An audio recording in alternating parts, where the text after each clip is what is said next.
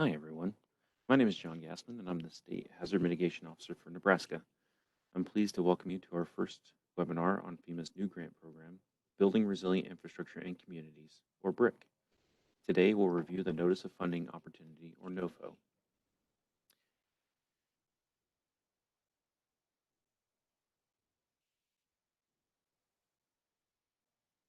Here's our agenda for today. We'll go over the BRIC funding overview.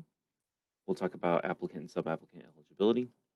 We'll cover cost share requirements, program requirements, the state allocation, then the national competition, the FEMA Grants Outcomes Program, or FEMA Go, some of the key dates, and then we'll show you where you can find some job aids and resources.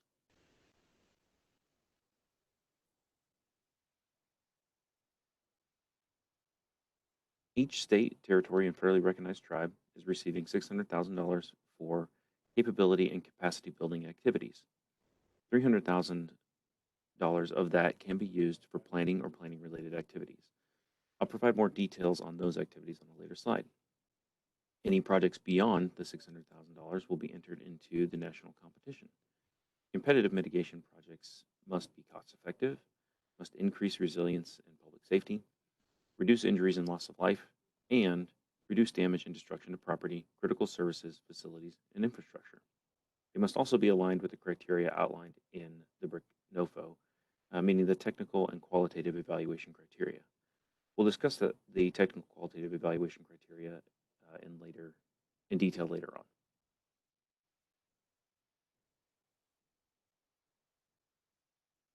So who is eligible for BRIC funding?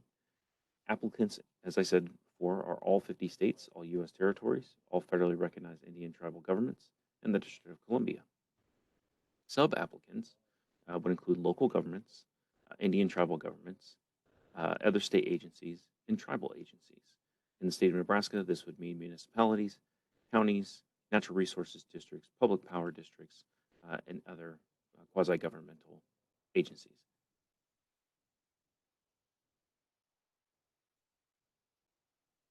BRIC, like other grant programs, requires a local share, so FEMA will pay up to 75% of the total project cost. As an example, if your total project cost is $1 million, FEMA would cover $750,000, and then $250,000 would have to come from a non-federal match. One change to BRIC from the previous program, pre-disaster mitigation, is that management costs are actually 100% federal reimbursed for all eligible costs. If you are a small and impoverished community, FEMA will pay up to 90% of the grant. Small and impoverished communities have to meet these criteria. It has to be a community of 3,000 or fewer residents. The per capita income cannot exceed 80% of the national average. The local unemployment rate has to be 1% or more higher than the average yearly national unemployment rate. The Nebraska DED actually compiled an updated list of small and impoverished communities, and the NEMA staff is contacting them so they know that they have this available to them. For that 25% non-federal share, each application has to include a local financial commitment letter, which basically says how the sub-applicant is going to cover the 25% non-federal share. You have to identify sources of the local match, which could be cash, in-kind contributions, homeowner contributions, or other sources. And the funds must be available for the duration of project implementation, which is usually 3 years.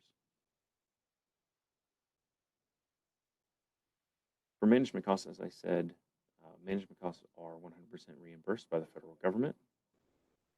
BRIC allows subrecipients to be reimbursed up to 5% of their grant award for management costs. Management costs are those costs which are necessary to administer and implement the federal award and provide a brief narrative to explain the budget line items. So when we say that up to 5% of your grant award can be for management costs, if you have a $100,000 project, you could request up to $5,000 in management costs. This is separate from the project budget, and again, is 100% reimbursed by the federal government. For that narrative, you'd have to include the titles of personnel that will be managing the project, the tasks that they will be doing, how many hours per task, and their hourly rates, plus the fringe benefits. You also need to describe any contractual or other indirect costs that you've identified under management costs. And if your management costs are greater than $25,000, you'll need to provide a supplementary budget, which breaks down how those management costs will be spent annually and by budget line.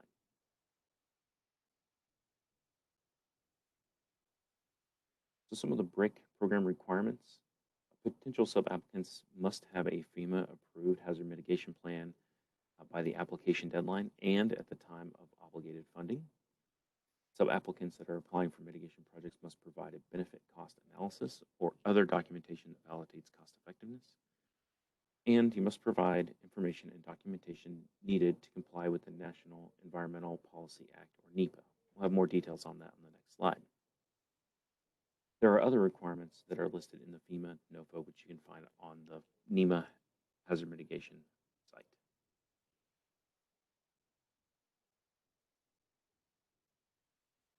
So for each project, FEMA will conduct an environmental and historical preservation review. You can see these are all of the acts, executive orders that will be covered in that review. If you go to the FEMA website or just Google FEMA EHP checklist, it will help you identify any potential laws that project may impact. NEMA is also available to help you work through any consultations with state agencies or federal agencies for your project to pass the EHP review.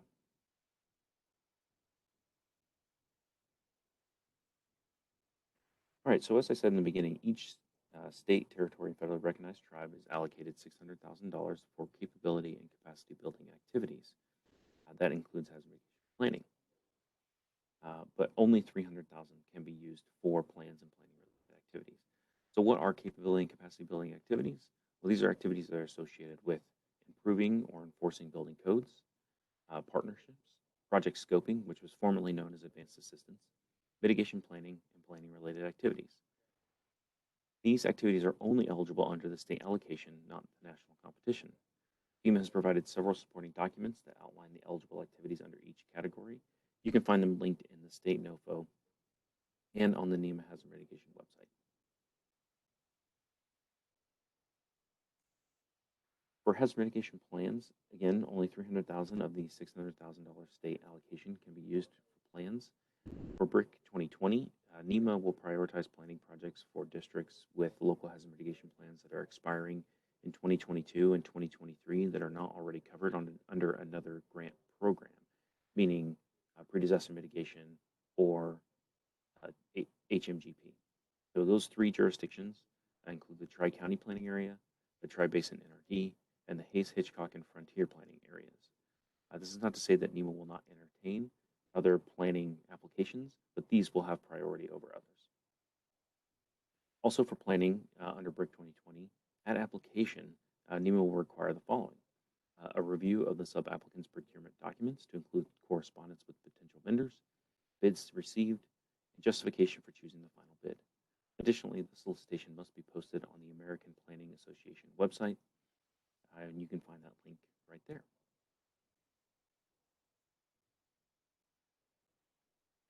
So what are the priorities for BRIC? The priorities are to incentivize public infrastructure projects, to incentivize projects that mitigate risk to one or more community lifelines, which I'll cover on the next slide, incentivize projects that incorporate nature-based solutions, and increase funding to applicants that facilitate the adoption and enforcement of the latest published editions of building codes.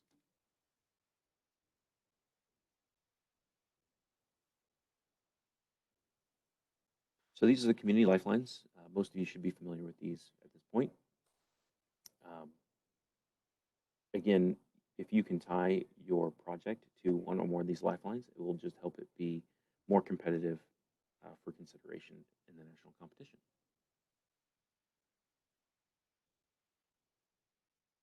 So for that national competition, the remaining funds outside of the state allocations, so approximately $456 million, will be available for a national competition.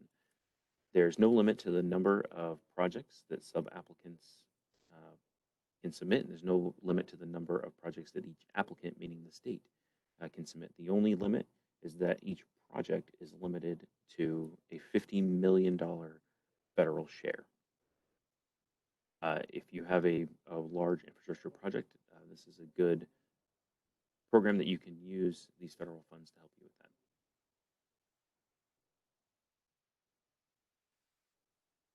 All right, so what's eligible under the competitive category?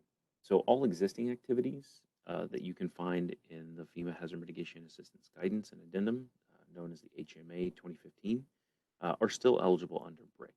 Anything that you would have applied for under HMGP or PDM are eligible activities under BRIC. There are 3 things that are expanded under BRIC. And those include project scoping, formerly known as advanced assistance, project phasing, and pre-award costs. Once again, you can see these criteria. So projects, again, must be cost effective, must reduce and eliminate risk and hazard from future natural hazards.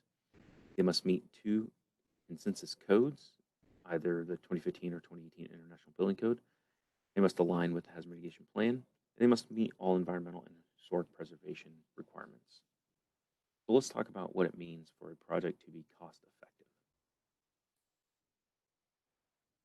So for a project to be cost effective, the cost of the project, the benefits of the project must at least be equal to the costs. A completed benefit cost analysis is a requirement for BRIC mitigation projects. You can find the FEMA BCA toolbox, which is an Excel extension. They're currently using version 6.0. But it just determines how the future benefits of a project are determined and compared to the project costs. Again, the benefit cost ratio has to come out at least to a 1.0 between project costs and the benefits that will be realized.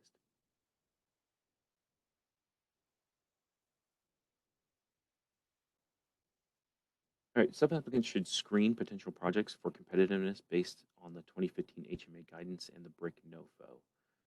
In the NOFO, it includes some resources. One of them is the mitigation action portfolio. And in there, you can find examples of previous projects that would be competitive under BRIC. Additional focus should be given to these following key elements, the technical evaluation. So for these, FEMA will look at each category and then give a project points if it meets that criteria.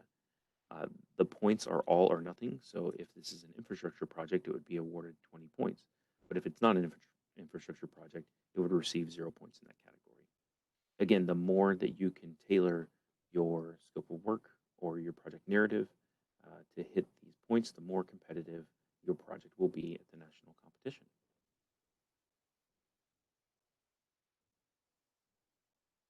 The other category is the qualitative criteria.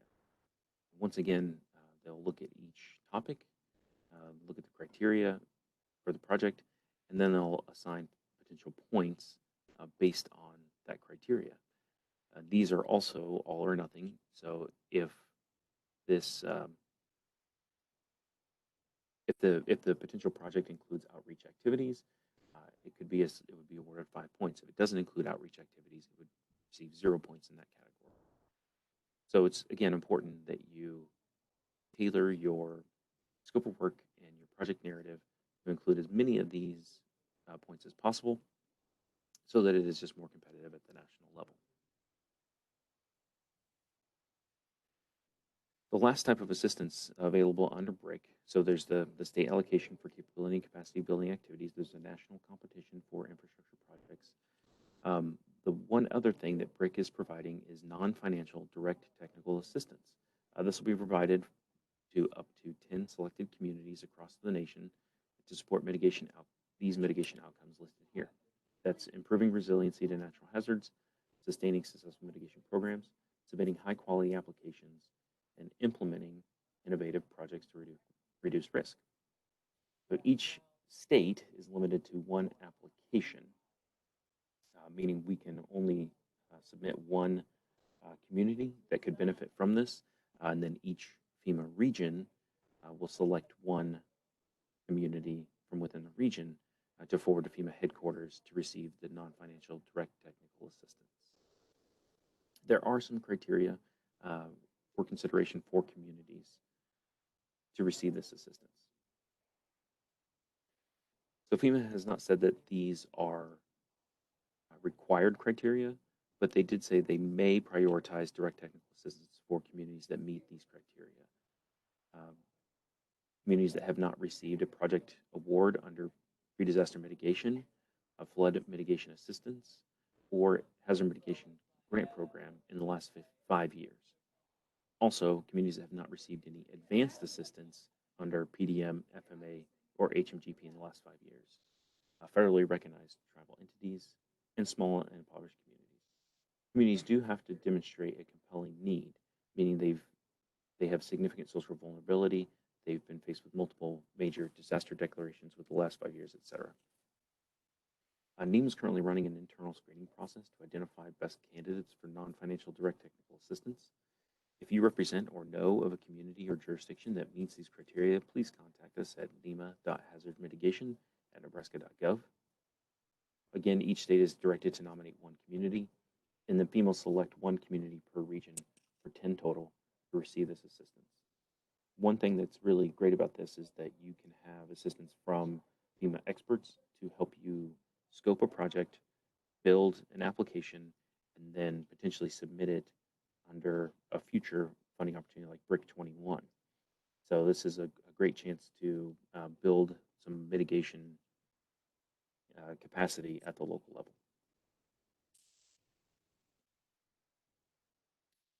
One other change for BRIC is that each sub-application must include go and no-go milestones throughout the work schedule. And what this means is that it has to have a milestone that if this part of the project is not completed, then the rest of the project cannot go forward. This doesn't apply to the capability and capacity building activities or planning activities. More information on the go, no-go milestones is available in the federal NOFO. And one other thing that BRIC is bringing in is phased projects. So phased projects typically divided into 2 specific phases. Phase 1 typically involves the development of engineering and design, hydraulic or hydrologic reports or H&H studies, environmental surveys and studies, permitting, and the final benefit cost analysis. And then the second phase would typically involve the project implementation or the construction. What this does is it allows funds to flow and good mitigation projects to be developed and evaluated without a community assuming risk of not being funded. This can be very beneficial for smaller communities. If you have a project in mind, but you need to conduct additional studies, you can do a phased project where you do the studies, engineering design in the first phase, and then based off of that, finalize your designs, and then move into project implementation. It sometimes results in changes to the budget, but we can always work with FEMA if there are changes to the budget. All right, now let's review the next steps. So NEMA has put together a notice of interest for BRIC projects. If you're interested and you're an eligible sub-applicant, you must submit a completed NOI to the NEMA Hazard Mitigation Unit at our email address, nema.hazardmitigation@nebraska.gov, no later than the 23rd of September. If you need assistance completing the form or you'd like to discuss details of your potential project, please reach out to us. You can either email us or call the NEMA main line, and option 4 will get you hazard mitigation. Additionally, the NEMA hazard mitigation staff is reviewing existing NOIs that we have on file, and we'll put forward the best potential projects for consideration by the Governor's Task Force. Here are the key dates. As I said in the previous slide, September 23rd is the deadline to submit completed NOIs. On the 30th, the state will contact all eligible applicants that will be invited to submit an application on the 30th. That is the same day that the FEMA formal application date starts. We are asking all sub-applicants to have their sub-applications submitted in FEMA Go no later than the 18th of December. This will allow us enough time to process any RFIs, gather any additional documents, etc., so that we can submit all of the sub-applications via FEMA Go by the 27th of January. The application deadline for BRIC is the 29th, but just to make sure we don't have any technical issues, our plan is to have all applications in 2 days prior. So in order to apply, we'll notify all potential sub-applicants if their NOI was selected or not selected to move forward with the application process, again, by the 30th. Eligible applicants must apply for funding using the FEMA Grants Outcomes portal or FEMA Go. You can find that at go.fema.gov. If you visit the Guides and Resources page for FEMA Go, you can view the technical user manuals and support material program. For technical support, here's the help desk number, or you can email femago@fema.dhs.gov. Again, applications must be developed in FEMA Go and submitted to NEMA by December 18th. And then we will submit all compiled application materials in FEMA Go no later than the 27th of January. Some additional guidance and resources. So one of the things to find eligible projects, you can look at the Hazard Mitigation Assistance Guidance, or HMA 2015, and its addendum. Again, if you go to the NEMA Hazard Mitigation site, you'll find links to all of these products. The mitigation action portfolio includes infrastructure projects or mitigation projects that would be competitive at the national level. So it'll give you an idea of the types of projects and how you can write them, what type of technical or qualitative evaluation criteria to highlight to just make them more competitive at the national level. Then for the capability and capacity building activities, there are 4 guidebooks, one for building codes, one for partnership, project scoping, and mitigation planning. Again, these just give you an idea of how to work up your application so that it will meet the criteria for the capability and capacity building activities under the state allocation. There's also a guide for direct technical assistance, which provides more information on that. And there are 2 guides which cover the technical and qualitative criteria in depth for BRIC. The HMA cost share guide gives you ideas on how to come up with the 25% cost share, and also explains all the rules for keeping track of donations or in-kind contributions and that sort of thing. And then, of course, you have the FY20 BRIC Notice of Funding Opportunity. Again, you can find that on the NEMA website. You can find all these resources on the NEMA Hazard Mitigation website. You can also find most of these just by Googling the name.